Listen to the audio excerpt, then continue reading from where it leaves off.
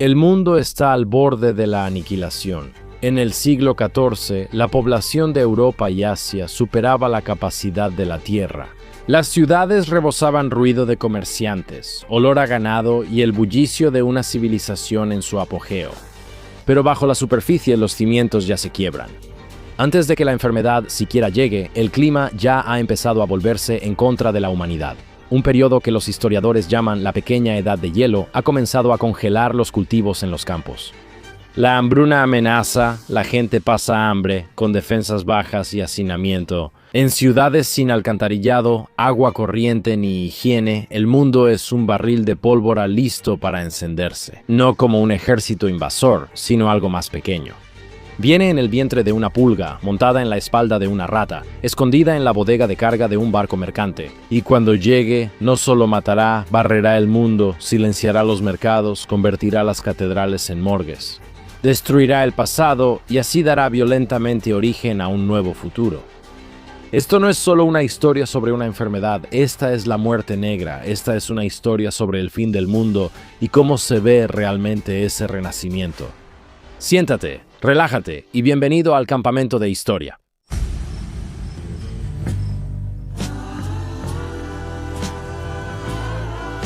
Hola a todos, bienvenidos al Campamento de Historia. Soy Cam Gañón, gracias por estar aquí en mi tienda. Cada semana exploramos historias interesantes y controvertidas de todo el mundo a lo largo de la historia. Eso hacemos aquí en la tienda. Intento averiguar todo lo que ha pasado, y siempre ocurre algo. Cada segundo hay más historia, así que debemos actualizarnos. No hay tiempo que perder. Pero antes de comenzar, solo quiero agradecerte mucho por hacer clic en este episodio. Cada vez que comentas, das like, haces clic, interactúas con nuestro contenido, tú mantienes las luces encendidas en la carpa, mantienes el fuego ardiendo y sigues llenando los bolsillos de Cristos. Si no conoces a Cristos, es el fenómeno griego y mago en las tornamesas. Él es el hombre maravilloso al que llamo amigo, hermano, una figura paterna y papá Cristos. Aria, no te pongas así, Christopher. No tenemos tiempo para andar perdiendo el tiempo. Como dije, está bien, la historia está sucediendo cada segundo en el que entramos. Estamos hablando de la muerte negra. ¿Sabes qué es eso? Si no hagas un chiste racial, ¿de acuerdo? Siempre lo haces. Antes de grabar dijiste, oh, la muerte negra, sé lo que es, y yo respondí, Cristos, eso es inapropiado. Qué bueno que no grababan las cámaras. Gracias a Dios, está bien. Empecemos, ¿de acuerdo? Seguro has oído de la muerte negra, la peste bubónica, pero ¿cómo fue en realidad? Si vivieras en una pequeña aldea en Londres durante el siglo XIV, ¿cómo se sentía realmente que esto arrasara tu pueblo? Toda tu aldea desaparece en un instante, todos los que has conocido, todos los que has visto en toda tu vida, se desvanecen.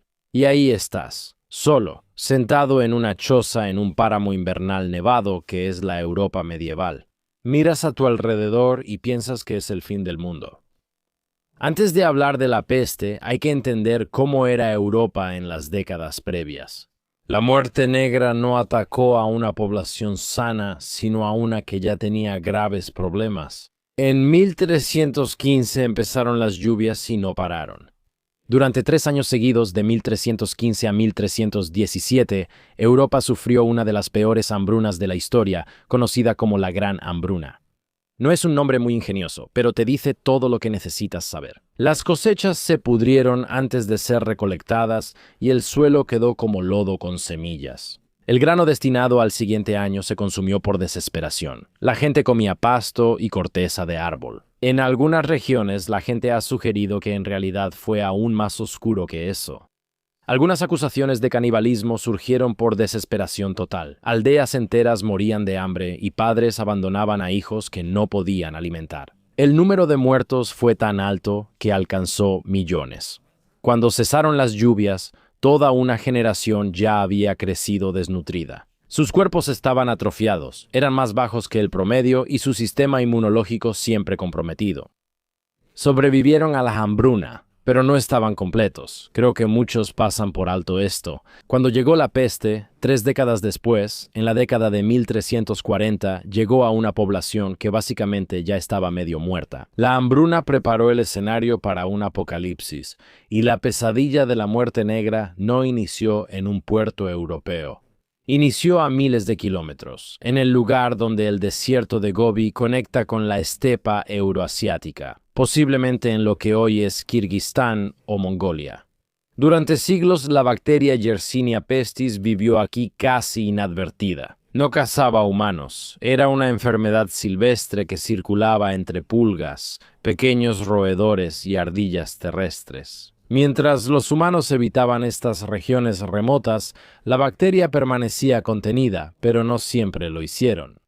El mundo cambiaba, y un hombre conectó estas zonas peligrosas con el corazón de la civilización.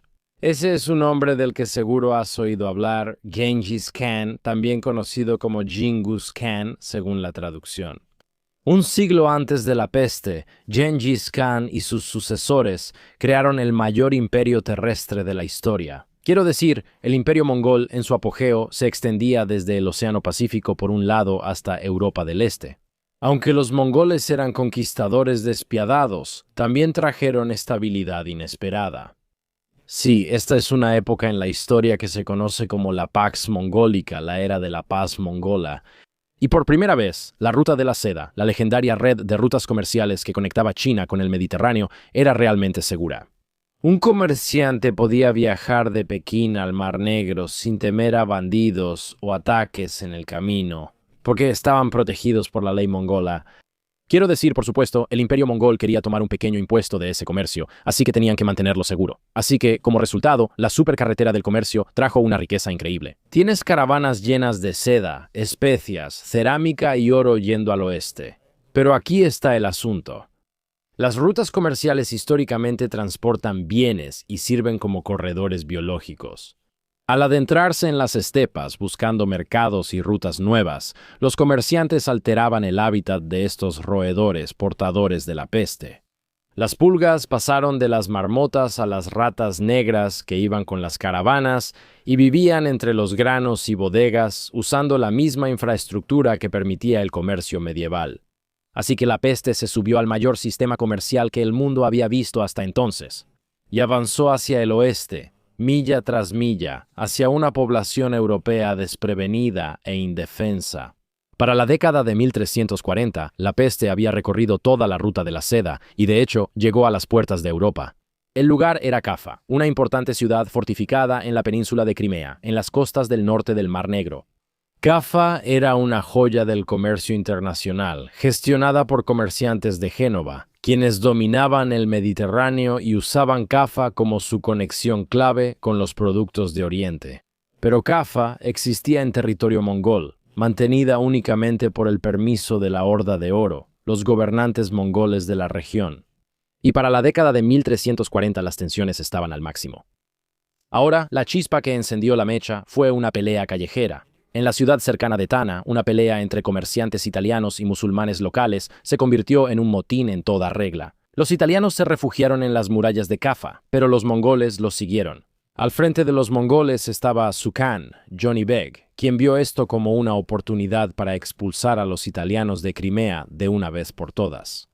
Johnny Beg sitió Cafa en 1345 rodeando la ciudad y cortando suministros. Los genoveses se prepararon para una larga lucha, confiados en que sus gruesos muros los protegerían. Pero entonces algo extraño comenzó a suceder en el campamento mongol. Los soldados empezaron a enfermarse. No por espadas o flechas genovesas, sino por esta misteriosa enfermedad mortal. En pocos días, la peste alcanzó al ejército mongol.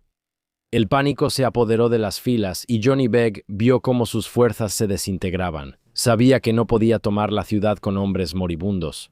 Según el notario italiano Gabriel de Musis, quien documentó estos hechos, Johnny Beg ideó un plan desesperado. Uno que sería recordado como uno de los primeros actos de guerra biológica. Ahora, esta historia ha sido cuestionada y debatida en la historia sobre si realmente sucedió o no, pero el mito aún persiste, y básicamente va así. Ordenó reunir los cadáveres de las víctimas de la peste, cuerpos hinchados, inflamados, supurando y muy infecciosos, y los cargó en trabuquetes y catapultas y luego los lanzó por encima de los muros de Cafa. Dentro de la ciudad, los genoveses miraban horrorizados mientras cuerpos humanos caían del cielo y los cadáveres simplemente explotaban al impactar, esparciendo sangre y fluidos infecciosos por las calles. O sea, el olor era simplemente insoportable. Los defensores quisieron tirar los cuerpos al mar, pero eran demasiados al mismo tiempo. Ojo, Gabriel de Musis no estuvo en el asedio de Cafa. Aunque famoso, su relato es de segunda mano. Algunos historiadores dudan que los cadáveres catapultados causaran el brote en Cafa, señalando que la peste ya pudo haberse estado propagando por otros medios, posiblemente a través de cargamentos de grano infectado o las ratas que los habían infestado. Quizás nunca sepamos cómo la peste cruzó estos muros, pero sí que los genoveses supieron que Cafa estaba condenada. Corrieron a sus barcos, izaron velas y huyeron al Mar Negro, pensando que habían dejado la muerte atrás. Estaban equivocados, no huían de la peste, solo la llevaban consigo. Mientras los barcos genoveses navegaban hacia Italia, los marineros no tenían idea de lo que estaba sucediendo dentro de sus propios cuerpos o en las bodegas de carga bajo sus pies. No sabían sobre los gérmenes y pensaban que las enfermedades eran causadas por miasma o aire viciado. Creían que era castigo de Dios a una humanidad pecadora, pues no tenían microscopios para ver al verdadero enemigo. Esta es la bacteria que mencioné antes, Yersinia pestis. Esta bacteria es una obra maestra evolutiva, hecha para propagarse rápida y agresivamente. Necesita un vehículo para moverse, que era una asociación mortal, la rata negra y la pulga. La rata negra estaba en todas partes. En el mundo medieval vivía en las vigas de las casas, en los almacenes de grano de los barcos, en las paredes de las despensas. Yo estaba por toda la Europa medieval, básicamente, en cualquier lugar donde los humanos almacenaban comida. Vas a encontrar una rata negra y aferrada al pelaje de la rata. Las pulgas son el principal mecanismo de transmisión de la peste. Al morder a una rata infectada, succionan la bacteria. Junto con la sangre dentro del estómago de la pulga, la bacteria se multiplica frenéticamente, formando una masa sólida que eventualmente bloquea completamente la garganta de la pulga, y ahora la pulga comienza a morir de hambre. No importa cuánto muerda, ninguna sangre pasa este bloqueo en su estómago. Enloquecida por el hambre, la pulga se vuelve agresiva y muerde lo que encuentre: ratas, perros, gatos, humanos. Como su garganta está bloqueada, no puede tragar y, al morder, vomita sangre con bacterias en la herida de su huésped. Sé que es asqueroso, pero es la realidad, aunque sucede a pequeña escala. Si estas cosas fueran grandes, sería aterrador, pero solo ves una pulga y piensas que está loca. Cuando la bacteria llega al torrente sanguíneo, el tiempo corre. El sistema inmunológico intenta combatir y drenar la infección al ganglio linfático, pero Yersinia pestis es muy poderosa. Coloniza los ganglios linfáticos, inflamándolos y formando grandes bultos púrpura negro, llamados bubones, de ahí el nombre peste bubónica. Estas inflamaciones podían aparecer en cualquier lugar donde hubiera un ganglio linfático, o sea, en la ingle, la axila, el cuello, y a veces crecían hasta alcanzar el tamaño de una manzana. Si la infección quedaba en los ganglios linfáticos, la supervivencia era del 40% sin tratamiento, pero la peste tenía formas más aterradoras. Si la bacteria llegaba a los pulmones, causaba peste neumónica, casi siempre mortal. Las víctimas tosían una especie de flema sanguinolenta. Al esparcir la bacteria directamente en el aire, cualquiera que respirara ese aire se infectaba. Esta forma es casi siempre mortal y mataba en 24 a 48 horas. Quizá la peste septicémica era la más aterradora.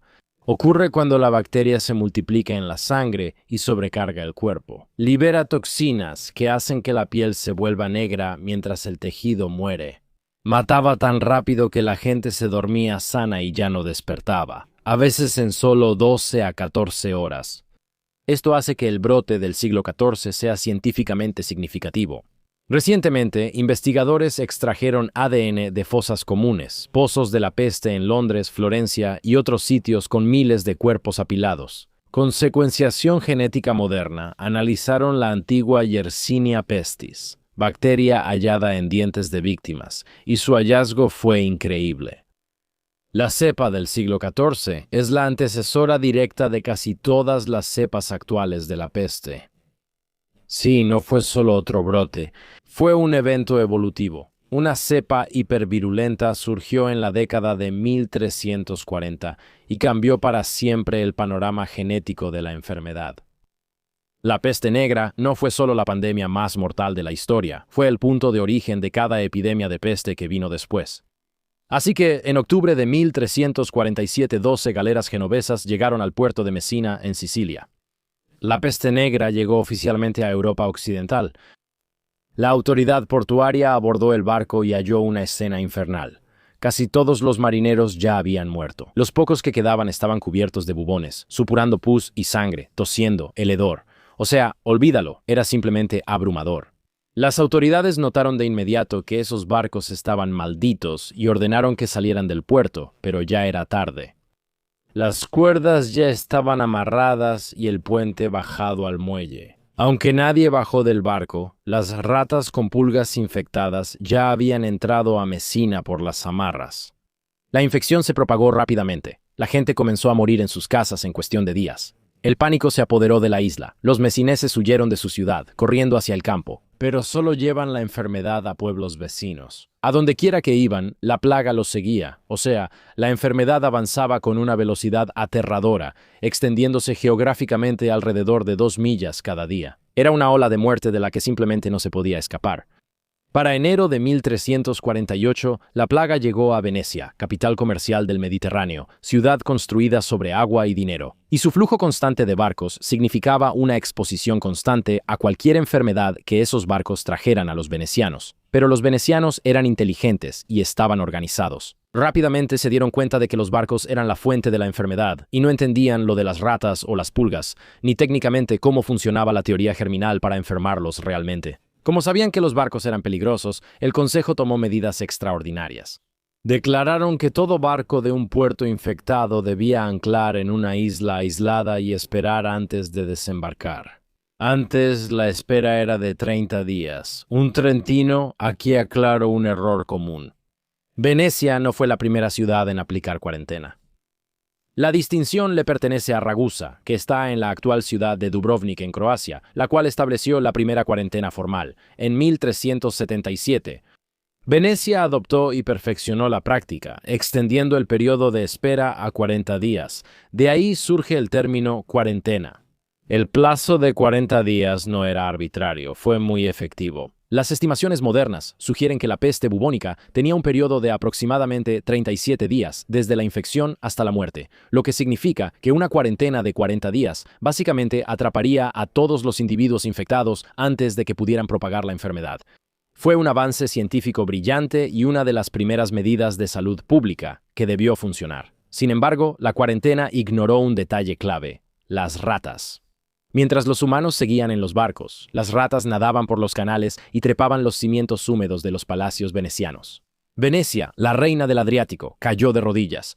En 1348 la peste avanzó hacia el interior y afectó los principales centros culturales de Italia. Florencia, famosa por su arte, banqueros y vida intelectual, se volvió el epicentro del horror. Tenemos una imagen clara de lo que ocurrió ahí. Gracias al escritor Giovanni Boccaccio, quien sobrevivió y escribió historias sobre jóvenes nobles que huyeron de Florencia para escapar de la peste. Es un libro llamado El Decamerón.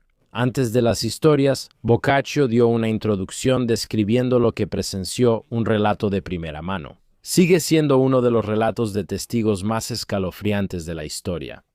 Boccaccio relató un colapso total de la decencia humana. El miedo era tan fuerte que los lazos sociales se rompieron, según él. El hermano abandonó al hermano.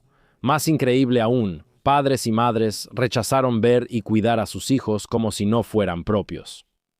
Es desgarrador. La gente moría tan rápido que los funerales eran imposibles y las campanas de la iglesia quedaban en silencio. Si intentaban seguir el ritmo, nunca dejarían de sonar. Se cavaron trincheras en los cementerios. Boccaccio describió que los cuerpos se apilaban por capas como mercancía en la bodega de un barco, separados solo por una fina capa de tierra.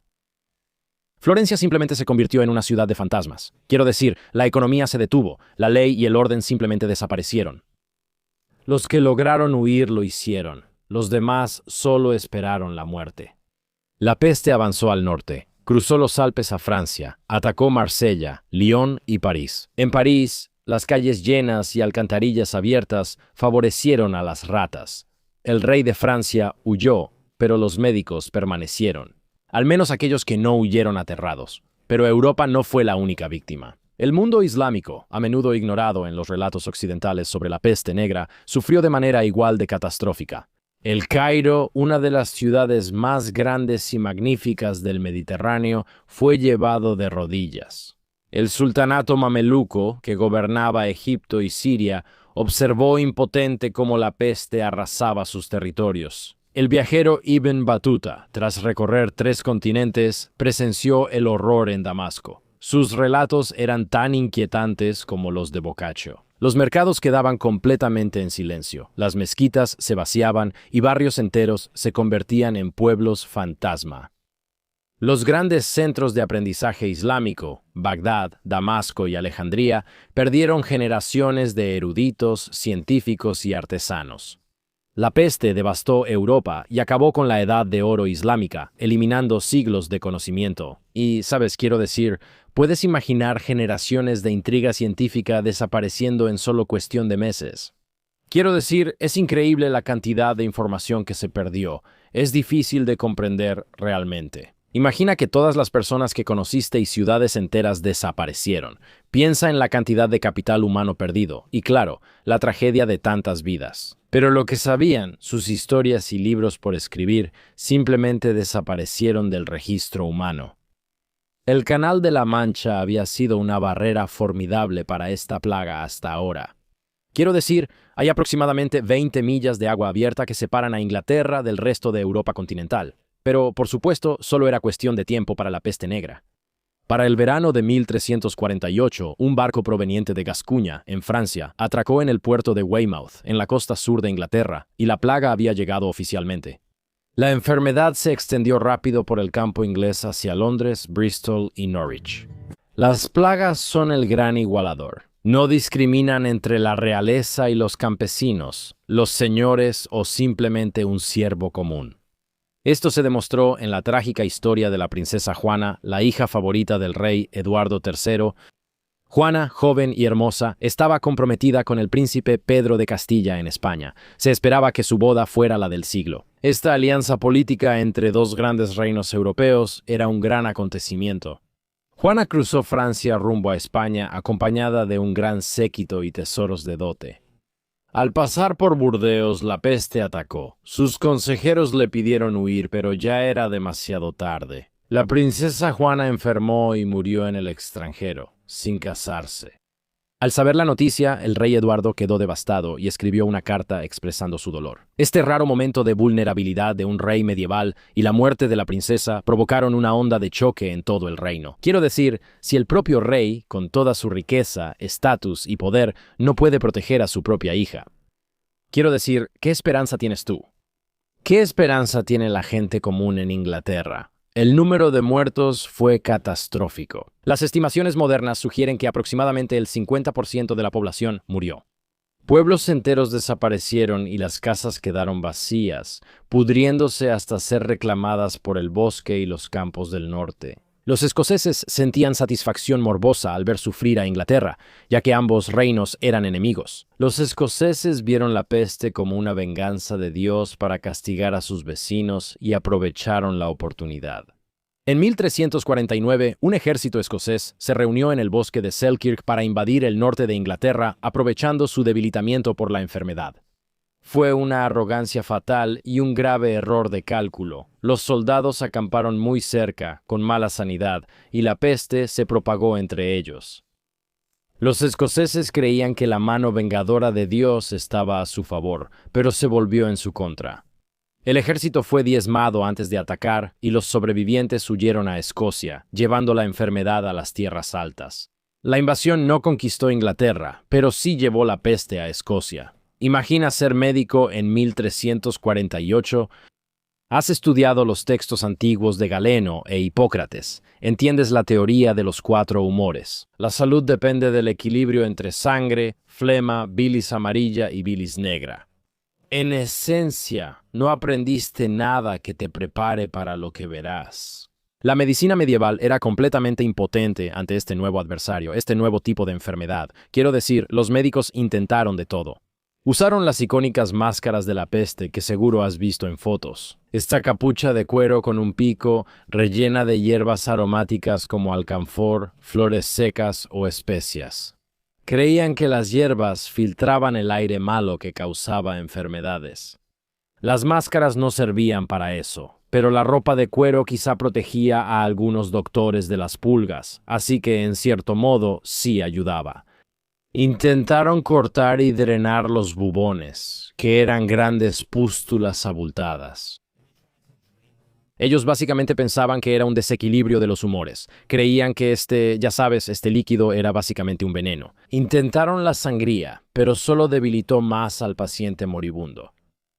Intentaron remedios extraños como beber pociones de esmeraldas trituradas, bañarse en orina y sentarse entre fogatas, pero nada funcionó. Un médico que realmente destacó durante toda esta pesadilla fue un hombre llamado Guy de Chauliac, el médico personal del Papa Clemente VI en Aviñón. Básicamente donde estaba basada la papado en ese momento. El Papa durante esta época en realidad estaba en Francia, no en Italia, en el Vaticano, fuera de Roma. Así que, mientras todos los demás médicos huían aterrados, de Chauliac se negó a abandonar su puesto. Entonces pasó lo inevitable. Guy de Chauliac contrajo la peste. Desarrolló estas dolorosas protuberancias bulbosas y una fiebre ardiente, y en cualquier momento iba a morir. Pero, sorprendentemente, sobrevivió.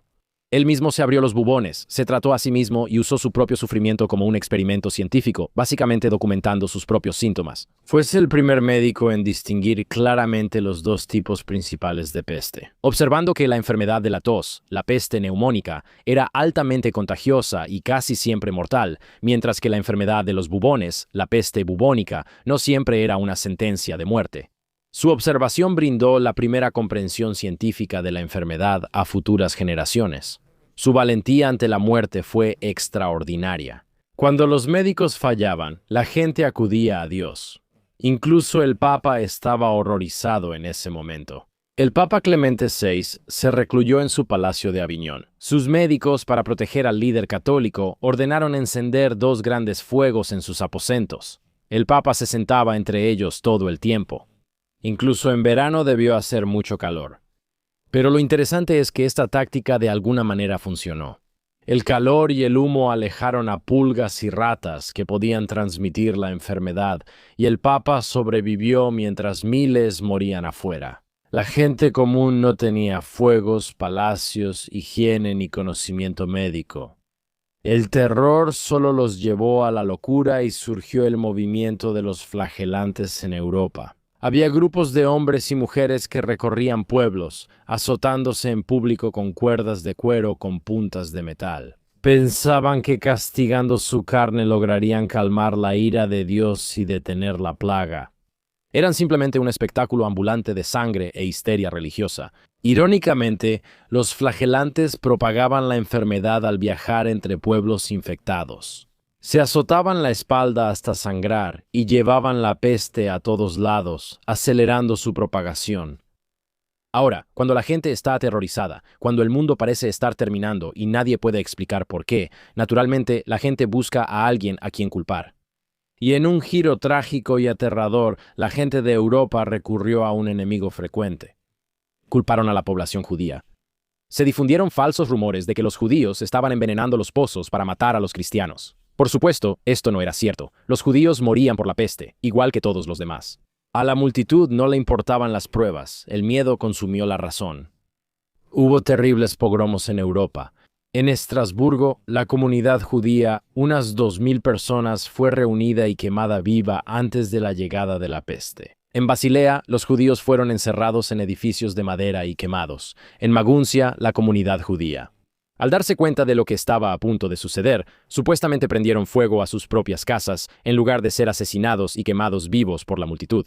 En Alemania, Francia y España, cientos de comunidades judías fueron destruidas y miles masacrados. El Papa Clemente VI intentó detenerlo. Emitió 2 bulas papales, decretos oficiales del Papa, declarando la inocencia de los judíos y señalando la lógica obvia de que la peste estaba matando a todos indiscriminadamente, tanto a judíos como a cristianos por igual.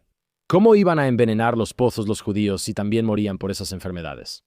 Pero, como siempre, el miedo es más fuerte que la autoridad del Papa, y las masacres continúan. Una mancha para la humanidad que mostró cuán rápido las civilizaciones pueden quebrarse bajo presión. La peste mataba a todos, cristianos, judíos, campesinos y príncipes en Europa y el mundo musulmán, con una distinción única señalada por historiadores. Alfonso XI, rey de Castilla en España, lideraba en 1350 una campaña militar contra la fortaleza mora de Gibraltar. Parte de esta larga reconquista, como la llaman, para recuperar la península ibérica para el dominio cristiano. El ejército tenía la fortaleza sitiada y la victoria era inminente.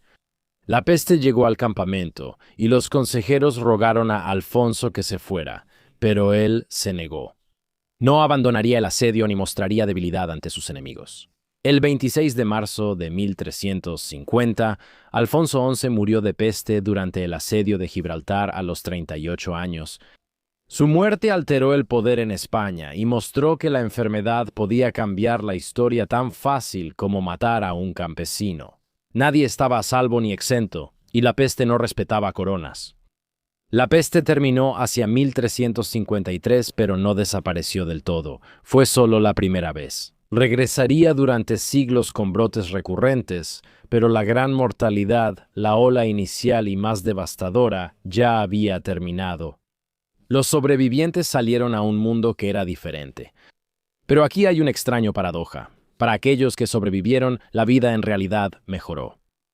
Antes de la plaga, Europa tenía sobrepoblación y la mano de obra era barata por la abundancia de trabajadores. Los campesinos eran tratados muy mal, básicamente como desechables, porque realmente no tenían mucho valor inherente. Había tantos que estaban atados a la tierra en este sistema llamado servidumbre. Lamentablemente, muchos de estos campesinos no tenían derechos, influencia ni esperanza de mejorar.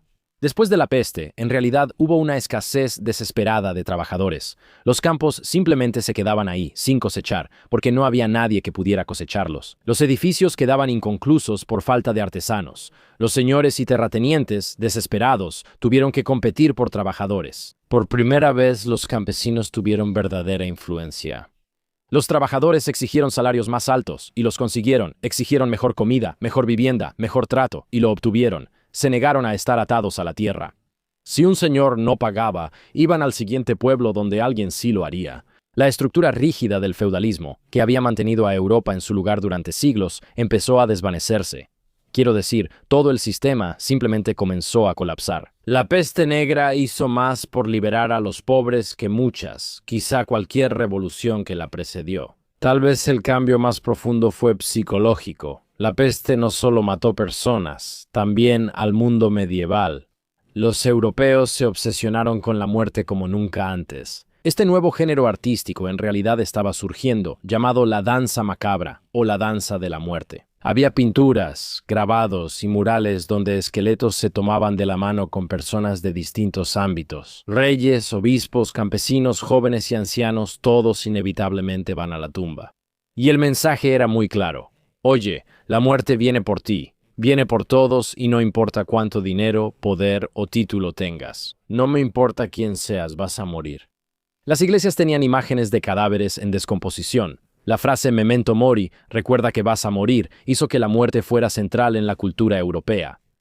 Apareció en joyería y pinturas arquitectónicas. Y, quiero decir, esto no era solo una fascinación morbosa, fue un cambio fundamental en la forma en que las personas realmente se veían a sí mismas en el universo, en las cosas de las que solían estar tan seguros en el mundo medieval. Que Dios era justo y misericordioso, protegía a los fieles, y la iglesia tenía todas las respuestas. El orden social venía de Dios. Y que, ya sabes, tienes a la clase alta real y divina, y luego tienes a todos los demás. Todo eso desapareció, se hizo pedazos. Desde este momento surgió una cultura más crítica y oscura. Una cultura que necesitaba pruebas, una cultura que desafiaba la autoridad, una cultura que eventualmente daría lugar al Renacimiento, la Reforma y, en última instancia, a la Revolución Científica. Todo surgió de este solo evento. Así que la peste negra fue una catástrofe de una escala inimaginable, o sea, una tragedia cósmica que consumió entre 75 y 200 millones de vidas en Europa, Asia y el norte de África. Y en su punto máximo, mató a la mitad de la población de regiones enteras, vació ciudades, silenció o detuvo civilizaciones completas. O sea, al final de cuentas, reinició lo que significa ser ciudadano de la civilización occidental. La falta de mano de obra llevó a innovar y crear tecnologías y métodos de cultivo más eficientes. El fracaso de la Iglesia para detener la peste hizo que la gente cuestionara por primera vez la autoridad religiosa y a Dios. El fracaso de estos textos médicos antiguos ante la enfermedad llevó a los médicos por primera vez a buscar nuevas respuestas basadas en observaciones, no solo escritos griegos. Las grietas que la peste creó en la sociedad medieval permitieron que entrara una nueva luz: el cuestionamiento. La innovación y la reestructuración del poder y la sociedad sentaron las bases del mundo actual. La humanidad salió de esta pesadilla cambiada, marcada, pero resiliente. El viejo mundo se había ido, pero uno nuevo, este mundo moderno, el mundo en el que vivimos ahora, apenas comenzaba a surgir de las cenizas. Y así, damas y caballeros, esa es la historia resumida de la muerte negra. La peste bubónica, o sea, realmente es algo fascinante. Como toda la historia es como, la cosa más malvada y trágica, pero también tiene belleza en ella. Eso crea una condición terrible, pero también puede salir mucho bien de ahí. Desde un sentido cósmico, es muy extraño pensarlo. La magnitud del sufrimiento y la muerte es brutal.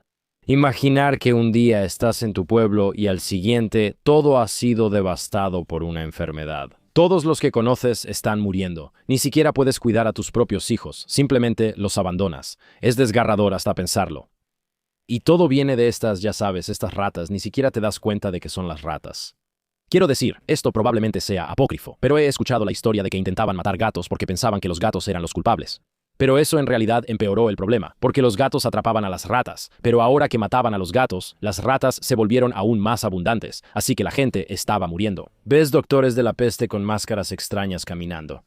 Se está propagando en todos lados. Hables con quien sea, todos los viajeros dicen que hay cadáveres por todas partes. Y luego, por supuesto, está el chivo expiatorio. Simplemente culpan a los judíos una vez más, ya sabes a lo que me refiero, como si fuera su culpa. Si hay una minoría étnica en tu país, la culpan cuando hay problemas. Es terrible que la gente haga eso, pero no son responsables.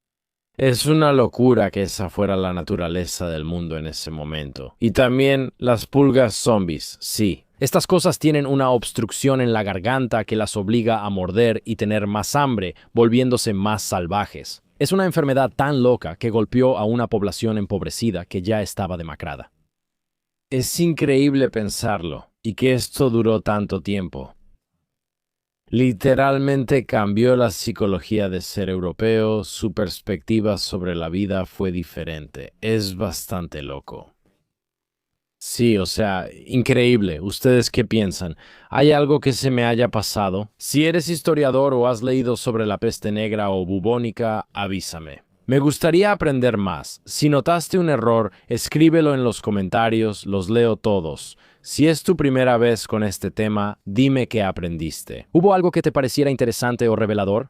Leo todos los comentarios, me encantaría saber qué piensan, así que por favor dejen uno aquí abajo, pero háganlo con amabilidad. De verdad, por el amor de Dios, ahora tengo buenas noticias.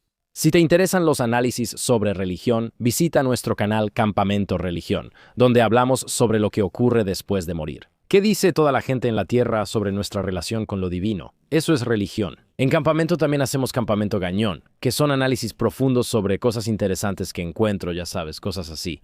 Y también tenemos el santuario interior, tenemos la fogata, y ese es el lugar donde todos nos reunimos, y ese es nuestro Patreon. Es patreon.com/camgañón. Ahí tendrás episodios extra, llamadas en vivo por Zoom con otros campistas, descuentos en mercancía y muchas actividades geniales en el campamento. Es más o menos lo que cuesta, ya sabes, una taza de café. Y vas a recibir un mes de contenido, episodios sin anuncios, todo eso. Puedes checarlo en patreon.com/campgañón.